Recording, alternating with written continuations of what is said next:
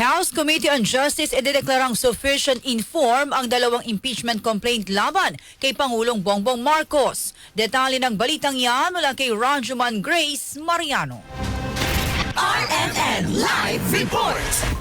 Idineklara ngayon ng House Committee on Justice na pinamumunuan ni Batangas Representative Jervy Luistro na sufficient in form ang dalawang verified impeachment complaint laban kay Pangulong Ferdinand Bongbong Marcos Jr. Ang unang reklamo ay inihay ni Attorney Andre De Jesus at inendorso ni Pusong Pinoy Party List Representative Journey Jet Nisay, at ang ikalawang reklamo naman ay inihain ng Makabayan Coalition at inendorso ng mga kongresista ng Makabayan Bloc na kinabibilangan ni Representatives Antonio Tino, Sara Elago at Rene Co. 46 na miyembro ng komite ang bumoto na sufficient in form. Ang unang reklamo, isa ang kumontra at isa ang nag-abstain, habang 35 na mga kongresista naman ang bumoto na pabor na sufficient in form. Ang ikalawang reklamo, siyam ang kumontra at isa ang nag-abstain. No? Ang atin pong tinapos ngayong araw na ito, kung tawagin namin under the rules, is sufficiency in form.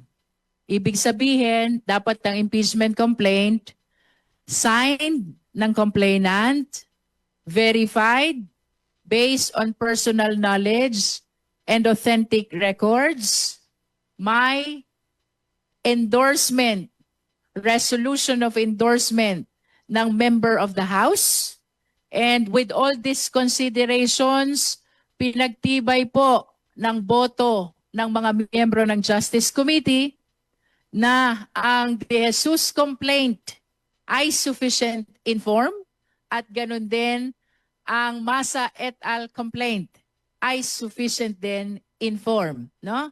Samantala sa hearing ay nag-walk out naman si Manila 6th District Representative Benny Abante matapos madismaya nang ideklarang sufficient in form ang ikalawang reklamong impeachment laban sa Pangulo dahil duda siya na taxpayers ang mga complainants nito. Pero wala po dito yung documents if they are indeed taxpayers, Madam Chair.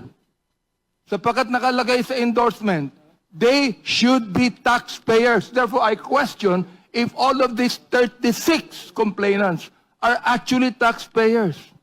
Kung taxpayers yan, dapat mag-submit ng document yan dito na sila ay taxpayers.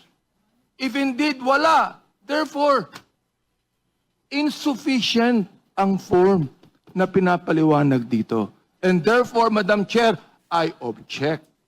Bukas naman, February 3 ay magpapatuloy ng pagdinig ang House Committee on Justice para tukuyin kung sufficient in substance ang nabanggit na dalawang impeachment complaint laban kay PBBM.